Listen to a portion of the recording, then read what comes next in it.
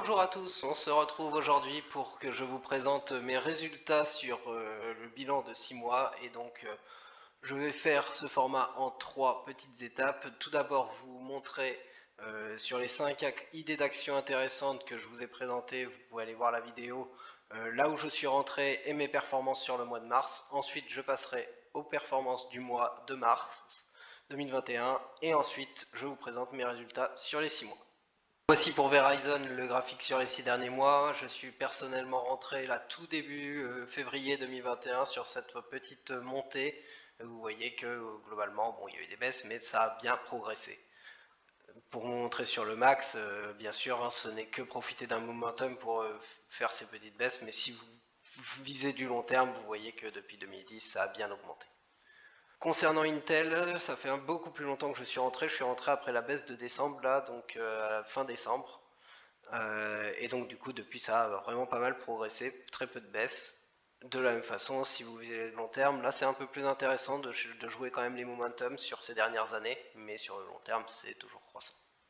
Concernant Oracle, je suis rentré après cette longue baisse, donc début février, moi personnellement, je suis vraiment rentré là, donc vous voyez que j'ai commencé par baisser malheureusement d'abord, mais depuis tout va bien. Pareil, si nous prenons sur le max, vous voyez que ce n'est que jouer du momentum, mais si vous le faites du long terme, il n'y a pas de souci dans tous les cas. Sur les deux actions, sur les assurances, donc tout d'abord Humana, je suis rentré ici au fur et à mesure de cette petite montée sur les 15 derniers jours de février. Donc pas de souci à signaler là-dessus. De la même façon, sur le max, vous voyez que ce n'est que jouer du momentum, mais c'est très intéressant, c'est très haussier. Et nous allons retrouver la même chose sur The Progressive Corporation, où je suis rentré au même moment. J'ai commencé par baisser malheureusement, comme vous voyez, ou à ne rien faire en tout cas, début mars, avant de subir, c'était un bon mot, mais d'avoir la progression intéressante de mars. Sur le max, pareil, c'est très haussier, ce n'est que la jouer du petit momentum. Bilan, si comme moi vous avez eu ces 5 idées d'action intéressantes pendant tout le mois de mars 2021, voici tous les résultats que vous avez obtenus qui s'élèvent entre 5,15% pour Verizon et qui vont jusqu'au meilleur qui est The Progressive Corporation avec plus de 11% ce mois-ci, comparé au Standard & Poor's 500 qui a bien augmenté lui aussi de 4,24%. Les 5 actions ont surperformé. Bilan de mon mois de mars 2021 sur tout ce qui est du swing trading, puisque c'est ce que je fais, et le crowdlending, par rapport, bien sûr je vous mets les pourcentages par rapport à mon total capital plus intérêt qui était au début du mois de mars. Les plus-values s'élèvent à 2,40%, donc c'est à peu près équivalent au mois précédent. Les dividendes du mois, eux, sont en augmentation, 0,17%. Les intérêts de crowdlending, eux aussi, sont repartis un peu plus à la hausse, à 1,44%, ce qui me fait un total sur le mois de 2,40%, ce qui est très intéressant. Voici mon bilan maintenant sur 6 mois, donc depuis le 1er octobre 2020. Donc là je vous mets les pourcentages par rapport à mon capital investi, donc investi au début mars 2021, mais vraiment tout ce que j'ai investi.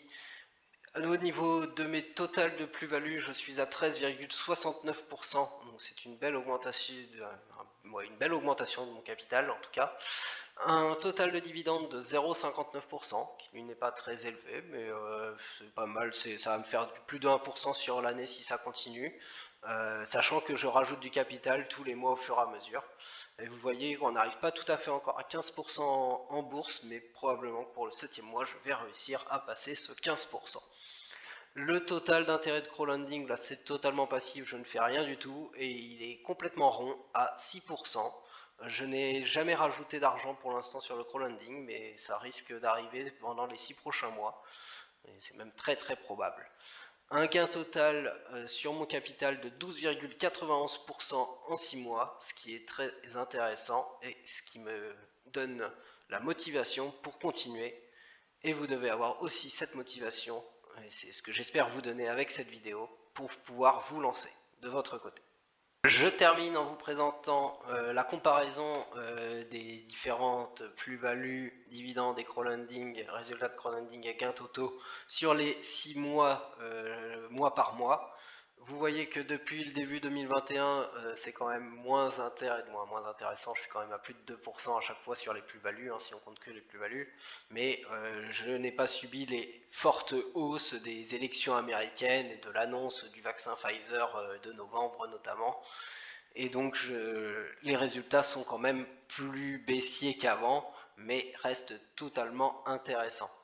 Sur les dividendes, on voit que c'est un petit peu en augmentation. C'est toujours en pourcentage, hein, parce qu'en montant, c'est largement haussier, bien entendu. Mais en pourcentage, c'est un petit peu plus qu'avant, mais pas tant que ça, c'est très stable. En crowdlending, vous voyez que ça varie selon les mois. C'est ça qu'il faut remarquer, c'est complètement passif.